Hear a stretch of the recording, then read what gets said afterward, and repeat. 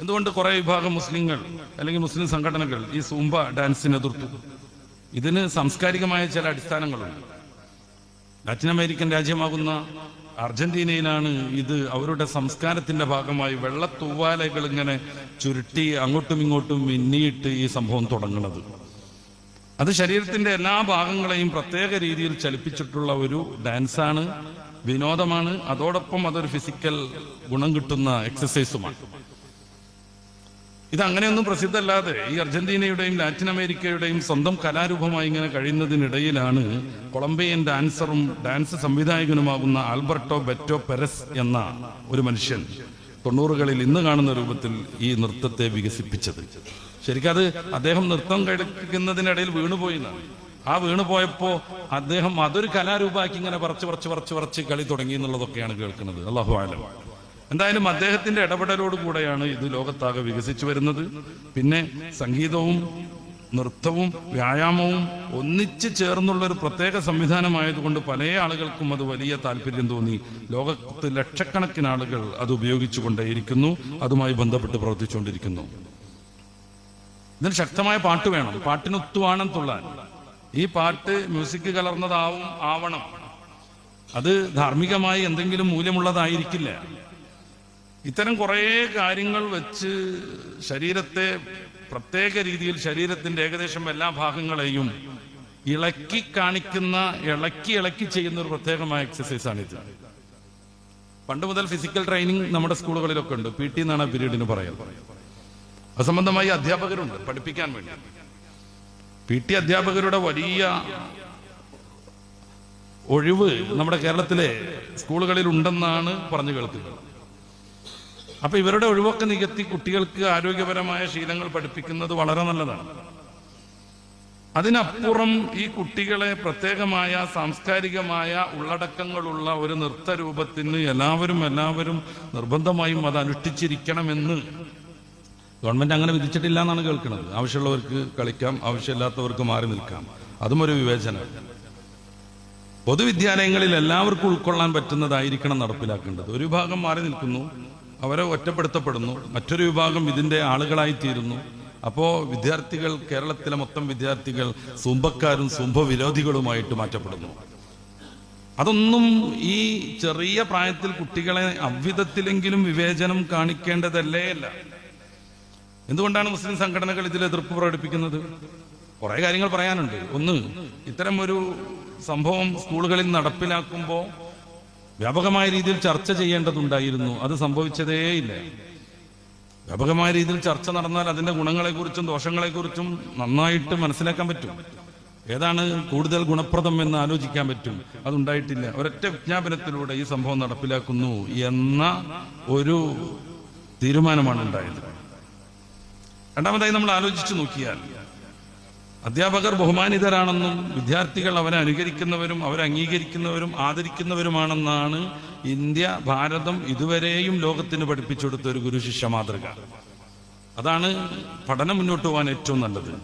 വിദ്യാർത്ഥികളും അധ്യാപകരും ഒരേ തലത്തിൽ ഒരേ രീതിയിലേക്ക് മുന്നോട്ട് പോവാണെങ്കിൽ ഈ ആദരവ്, ബഹുമാനം വിദ്യാർത്ഥിയുടെയും അധ്യാപകന്റെയും ഇടയിലുള്ള പ്രത്യേകമായ ചില ബന്ധങ്ങൾക്കൊക്കെ അത് വിഘാതം സൃഷ്ടിക്കും.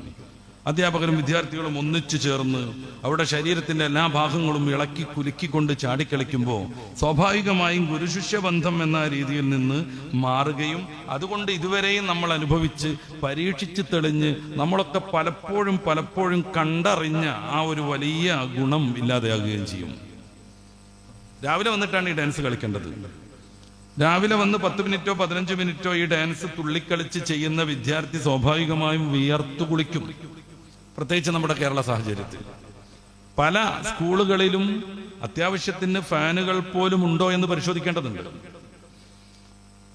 ഈ വിയർത്തു കുളിച്ച കുട്ടി അങ്ങനെ ഒന്ന് ക്ലാസ്സിലിരിക്കുന്നു, വൈകുന്നേരം വരെയും അസ്വസ്ഥനായി പോകുന്നു. നമ്മൾ കുളിപ്പിച്ചാണ് കുട്ടികളെ സ്കൂളിലേക്ക് വിടുന്നത്. എന്തിന്? രാത്രി ഉറങ്ങിയതിന്റെ കുഴപ്പം മാറാൻ. അവരുടെ ശരീരം പല രീതിയിൽ വേർത്തും മറ്റും ഈ ശോചനീയമായിട്ടുണ്ടാവും. അതില്ലാതെയാവാൻ, നല്ല ഫ്രഷ് ശരീരത്തോടും മൈൻഡോടും കൂടെ ക്ലാസ്സിനെ സമീപിക്കാൻ. ഇത് അസാധ്യമായി തീരുന്നു. ഒരു ബെഞ്ചിൽ 6-7 കുട്ടികളിരിക്കും. ഇവരെല്ലാവരും സൂംബയും കളിച്ചിട്ട് വേർത്തു കുതിർന്നു വരും. എന്നിട്ട് അവർ ചേർന്ന് അങ്ങനെ ഇരിക്കുമ്പോൾ ഫംഗസ് സംബന്ധിയായ കുറെ പ്രശ്നങ്ങൾ ഉണ്ടാകും. ഏകദേശം ഉച്ചവരെയും ഇതിന്റെ അസഹ്യതയുണ്ടാകും. അതിനുശേഷം സ്വാഭാവികമായും വയർത്ത് ആ നനഞ്ഞുകൊണ്ടിരിക്കുന്ന അവസ്ഥയിലുണ്ടാകുന്ന മനുഷ്യന് സഹിക്കാൻ പറ്റാത്ത വിധം പല ആളുകളും പല രീതിയിലുള്ള സ്മെല്ല് പ്രകടിപ്പിച്ചുകൊണ്ടിരിക്കും, പുറത്തിറത്തിക്കൊണ്ടിരിക്കും. അത് എല്ലാവരും ഒരുപോലെ സഹിച്ചുകൊണ്ട് ഏകദേശം ഉച്ചവരെയും അതിന് ശേഷം വരെയുമുള്ള പീരീഡുകളിൽ അസ്വസ്ഥരായിരിക്കും ഈ കുട്ടികൾ. നമ്മൾ ആലോചിച്ച് നോക്കുക, അവരുടെ ഷൂ നനഞ്ഞിട്ടുണ്ടാവും, സോക്സ് നനഞ്ഞിട്ടുണ്ടാവും. ഈ അസ്വസ്ഥതയെ അവരെങ്ങനെയാണ് പ്രതികരിക്കുക? എനിക്ക് തോന്നുന്ന ഒരൊറ്റ മാർഗ്ഗമേ ഉള്ളൂ. സാധാരണ ഡ്രസ്സ് ഇട്ട് സ്കൂളിലേക്ക് വരണം, സൂംബ ഡാൻസ് ഒക്കെ കഴിയണം, എന്നിട്ട് വേർപ്പ് പറ്റുകളൊക്കെ അരമണിക്കൂർ കാത്തു നിൽക്കണം, എന്നിട്ട് കുളിച്ച് വൃത്തിയാക്കി യൂണിഫോമൊക്കെ ധരിച്ചിട്ട് കുട്ടികൾ ക്ലാസ് കയറണം. ഇത് നമ്മുടെ കേരളത്തിൽ ഒരു നൂറ്റാണ്ട് കൊണ്ട് സാധ്യമാവുമെന്ന് നമുക്ക് തോന്നുന്നില്ല. അപ്പോഴേ ഡാൻസ് കളിച്ചിരിക്കണം, എക്സസൈസ് ചെയ്തിരിക്കണം എന്ന് വാശി പിടിക്കുമ്പോൾ കുട്ടികളുടെ മാനസിക ലെവലിനെ കുറിച്ച് കൂടെ നമ്മൾ ചിന്തിക്കേണ്ടതല്ലേ? അസ്വസ്ഥനായി ഒരാൾ ക്ലാസ്സിലിരുന്നാൽ സ്വാഭാവികമായും അവിടെ പഠിക്കുന്ന പ്രധാന വിഷയങ്ങളൊന്നും ആ കുട്ടിയുടെ മനസ്സിലേക്ക് കയറില്ല. അതിന്റെ പുറമെ നമ്മൾ സ്കൂളിലേക്ക് കുട്ടികളെ വിടുന്നത് എങ്ങനെയാണ്? പരമാവധി ഫുഡ് കൊടുത്തിട്ട്. കാരണം ഉച്ചവരെയും ആ കുട്ടി വലിയ ബൗദ്ധികമായ ഇടപെടലുകൾ നടത്തുകയാണ്. നമ്മൾ പാടത്ത് കളക്കുന്നതിനേക്കാളും നമുക്ക് കോറിയിൽ വർക്ക് ചെയ്യുന്നതിനേക്കാളും കലോറി മൂല്യം, ഊർജം ചെലവാകുന്നതാണ് ബൗദ്ധികമായ ബുദ്ധിപരമായ വ്യവഹാരങ്ങൾ.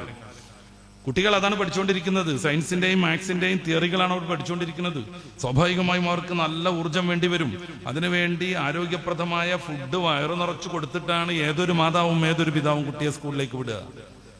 ആ ഒരു നിറഞ്ഞ വയറുമായി 5-10 മിനിറ്റ് മുമ്പ് മാത്രം ഭക്ഷണം കഴിച്ച വയറുമായി കുട്ടി തുള്ളിച്ചാടുന്നു. ഇതിന്റെ ആരോഗ്യവശങ്ങൾ പരിഗണിക്കേണ്ടതല്ലേ? ഫിസിക്കൽ ട്രെയിനിങ് നടത്തുന്ന അധ്യാപകരോട് ചോദിക്കുക, ഏറ്റവും നല്ലത് ഒഴിഞ്ഞ വയറിൽ ഒരു ഗ്ലാസ് വെള്ളമൊക്കെ കുടിച്ചിട്ടാണ് ഈ സംഭവം തുടങ്ങേണ്ടത്. നിറഞ്ഞു നിൽക്കുന്ന വയറിൽ എക്സസൈസ് ചെയ്യുമ്പോൾ ഉദരത്തിന് പല പ്രശ്നങ്ങളും ഉണ്ടാകും. ദഹന സംബന്ധിയായ വിഷയങ്ങൾ പിന്നീട് നമ്മൾ കാര്യമായിട്ട് പരിഗണിക്കേണ്ടി വരും. അതോടൊപ്പം അപ്പൻഡിക്സ് പോലെയുള്ള പ്രശ്നങ്ങൾക്ക് സാധ്യതയുണ്ടാകും. കുടല് പിരിയൽ പോലത്തെ സംഗതികൾ ഉണ്ടാകും. മൊത്തം അതോടുകൂടെ എല്ലാം നശിച്ചു പോകുന്നല്ല ഞാൻ പറയുന്നത്. നിറഞ്ഞ വയറുമായി ചെയ്യേണ്ടതേ അല്ല ഒരുവിധ വ്യായാമവും. അത് നമ്മൾ പരിഗണിക്കേണ്ടതല്ലേ? ശാസ്ത്രീയമായി വല്ല പഠനവും നടന്നു ഇത് സംബന്ധമായി? ഏതൊക്കെ സ്കൂളിൽ, ചൈനയിൽ കുട്ടികളത് കളിക്കുന്നുണ്ട് എന്നതല്ലാതെ ശാസ്ത്രീയമായി എന്തെങ്കിലും ഒരു പഠനം ഇത് സംബന്ധിയായിട്ട് നടന്നു? എന്നുവെച്ചാൽ ലഹരിയുടെ വിപത്തിൽ നിന്ന് കുട്ടികളെ മാറ്റാൻ ഈ ഒരു ലഹരിയിലേക്ക് അവരെ പ്രവേശിപ്പിച്ചാൽ മതി എന്ന് ഗവൺമെന്റ് പറയാതെ പറയുന്നു. ലഹരിയുടെ വിപത്തിൽ നിന്ന് കുട്ടികളെ മാറ്റാൻ ഈ സൂംബായുടെ ലഹരിയിലേക്ക് അവരെ മാറ്റിയാൽ മതി എന്ന്. ഇതൊക്കെ എത്രമേൽ അനൗചിത്യാണ്. ശാസ്ത്രീയമായി ഏതെങ്കിലും ഒരു പഠനം നടന്നോ ലഹരിയിൽ നിന്ന് മാറാൻ സൂംബ ഡാൻസ് ഉപകാരപ്രദമാണെന്ന്? ഇല്ല. എന്നാൽ ഡാൻസ് കളിക്കുന്നത് ലഹരിയുമായി ഏറ്റവും ബന്ധമുണ്ടെന്നതിന് 10-ലേറെ പഠനങ്ങളുണ്ട്. 10-ലേറെ പഠനങ്ങളുണ്ട്. വാഷിംഗ്ടണിൽ ഏറ്റവും പ്രസിദ്ധമായ യൂണിവേഴ്സിറ്റി നടത്തിയതടക്കം താരതമ്യേന പുതിയതാണ്. ഡാൻസുമായി ഇത്തരം നൃത്യങ്ങളുമായി ബന്ധപ്പെട്ട് പ്രവർത്തിക്കുന്നവരിൽ 20%-ലേറെയും നിർബന്ധമായും മയക്കുമരുന്നിന്റെ അഡിക്റ്റുകളായിരിക്കുമെന്നാണ് അവർ പറയുന്നത്. ഒന്നല്ല, 10-ലേറെ പഠനങ്ങളുണ്ട്. ഡാൻസ് ലഹരിയിൽ നിന്ന് മക്കളെ മാറ്റാനാണെങ്കിൽ ഈ ഡാൻസിലൂടെ, തുള്ളിക്കളിയിലൂടെ ലഹരിയിലേക്ക് എത്തിച്ചേരുമെന്നതാണ് ഔദ്യോഗിക പഠനങ്ങൾ. പിന്നെ ഏതെങ്കിലും ഒന്നിലേക്ക് ശ്രദ്ധ മാറിയാൽ മറ്റേതങ്ങോട്ട് മാറിപ്പോകും എന്നതൊക്കെ എത്രമേൽ വിഡ്ഢിത്തമാണ്. നമ്മുടെ മലപ്പുറം ജില്ലയുടെ കാര്യം എടുക്കുക. എല്ലാ ചെറുപ്പക്കാരും വിദ്യാർത്ഥികളും ഫുട്ബോളിന്റെ അഡിക്റ്റുകളാണ്. എത്രത്തോളം? നമ്മുടെ മലപ്പുറം ജില്ലക്കാരൻ തന്നെയായ ഗോപിനാഥ് മുതുക്കാടൊക്കെ ഒരു പ്രാവശ്യം എഴുതിയത് മലപ്പുറത്തെ മക്കളുടെ പ്രാർത്ഥനയിൽ പോലും ഫുട്ബോളാണെന്നാണ്. പലപ്പോഴും നമുക്കത് ബോധ്യപ്പെടാറുണ്ട്. SSLC പരീക്ഷയുടെ 4 ദിവസം മുന്നേ പോലും മറച്ചു കെട്ടി വൈകുന്നേരത്തെ ഫുട്ബോൾ കളി കാണാൻ വേണ്ടി ആവേശം കാണിക്കുന്നവർ, എന്നിട്ട് മലപ്പുറം ജില്ലയിൽ നിന്ന് ലഹരി കേസുകൾ റിപ്പോർട്ട് ചെയ്യപ്പെടുന്നില്ലേ? മലപ്പുറം ജില്ലയിൽ നിന്ന് ലഹരി കേസുകൾ റിപ്പോർട്ട് ചെയ്യപ്പെടുന്നില്ലേ? പലപ്പോഴും കേസ് വർദ്ധിപ്പിക്കാനാണെന്നൊക്കെ വിമർശിക്കപ്പെടുന്നുണ്ടെങ്കിൽ പോലും എത്ര കേസുകൾ റിപ്പോർട്ട് ചെയ്യപ്പെടുന്നുണ്ട്? പ്രാദേശിക ഫുട്ബോൾ താരങ്ങൾ ആരെങ്കിലും ലഹരിയിൽ നിന്ന് മാറി നിൽക്കുന്നുണ്ടോ? ഫുട്ബോൾ കളിക്കുന്നു എന്നതുകൊണ്ട് മാത്രം അവിടെ മതപരമായ വിലക്കുകൾ കൊണ്ട് അവർ മാറി നിൽക്കുന്നുണ്ടാവും. അല്ലെങ്കിൽ കുടുംബപരമായി ശ്രദ്ധിച്ചു വളർത്തുന്നത് കൊണ്ട് ഫുട്ബോൾ കളിക്കാർ ഈ ലഹരിയിൽ നിന്ന് മാറി നിൽക്കുന്നുണ്ടാവും. നേരെ വെച്ച് പന്ത് കളിക്കുന്നു എന്നതുകൊണ്ട് മാത്രം ആരെങ്കിലും ഇതിൽ നിന്ന് മാറി നിൽക്കുന്നുണ്ടോ? എന്നല്ല, ടർഫുകളിലൊക്കെയുള്ള കളിയും കളി കഴിഞ്ഞിട്ടുള്ള വിശ്രമവും ലഹരി പ്രചരിക്കാനുള്ള കാരണങ്ങളാകുന്നു എന്നതാണ് റിപ്പോർട്ട്. ശരീരവും ആരോഗ്യവും ശ്രദ്ധാപൂർവം കൊണ്ടു നടക്കുന്ന സിനിമാ താരങ്ങൾ എന്തിനാണ്? അവർക്ക് ആ ഒരു പ്രൊഫഷണൽ പിടിച്ചു നിൽക്കണം. അതിന് ആരോഗ്യം വേണം, സൗന്ദര്യം വേണം. അതിനുള്ള എല്ലാ ട്രീറ്റ്മെന്റും നടത്തിക്കൊണ്ടിരിക്കും അവർ.